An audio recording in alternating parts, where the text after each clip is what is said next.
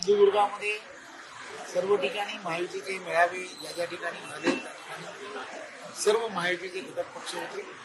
याही ठिकाणी सर्व ठिकाणी कार्यकर्ते आणि त्यांच्याबरोबर असणारे सगळ्यांचे शुभाशीर्वाद हे महायुतीबरोबर आहे, त्याची तुम्हालाही कल्पना आणि मलाही कल्पना. त्यामुळे शिवसेनाचे असणारे सर्वच्या सर्व पदाधिकारी कार्यकर्ते, इथे असणारे पालकमंत्री उदयजी सामंत असतील, किरण सामंत असतील, हे सर्वजण महायुती बरोबर महायुतीच्या एकत्रपणे या सगळ्या गोष्टीमध्ये आहेत.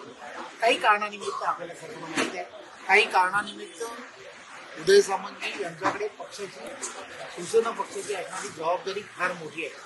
त्यामुळे रामटेक असेल किंवा विदर्भामध्ये सर्व ठिकाणी ज्या ठिकाणी निवडणुका त्यांच्या पक्षाकडून त्यांचे उमेदवार त्या ठिकाणी लढत असतात, त्या ठिकाणी समन्वयक म्हणून शिवसेनेचे समन्वयक म्हणून युतीमधले समन्वयक म्हणून त्यांच्याकडे असणारी जबाबदारी फार मोठी आहे. त्यामुळे त्या जबाबदारीमध्ये ते बऱ्याच वेळेला वेगवेगळ्या पक्षातला एकत्र करणं, युतीमध्ये असणाऱ्या काही बैठका घेणं आणि त्यांना एकत्रपणे सर्व गोष्टी करणं किंवा पदाधिकाऱ्यांमध्ये काही नाराजगी असेल तर करणं, या सगळ्या गोष्टी ते सातत्याने करतात. त्यामुळे थोडासा वेळ जो आहे वेळ हा या पदाधिकारी आणि हे पहिल्या टप्प्यात इथली निवडणूक नाही आहे, ही इथली निवडणूक ही तिसऱ्या टप्प्यामध्ये असणारी निवडणूक असल्यामुळे ते या पट्ट्यामध्ये शिवसेना, भारतीय जनता पार्टी, महायुतीचे सर्व कार्यकर्ते हे सगळे एकत्र मिळून काम करणारे असे सर्व कार्यकर्ते.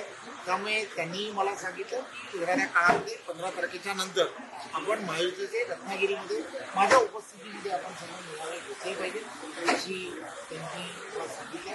त्यामुळे ते नक्कीच म्हणजे हा जो भाग सोडला त्यांचा मतदारसंघ आहे तर त्यांच्या मतदारसंघामध्ये ते त्या ठिकाणी उपस्थित राहणं असं अपेक्षित आहे. त्यामुळे 15 तारखेच्या नंतर जे महायुतीचे मेळावे होतील त्यामध्ये उदय सामंतजी, किरण सामंतजी हे सुद्धा सगळेजण उपस्थित राहतील. यात काहीच आपल्याला अपेक्षित चिन्ह मिळेल.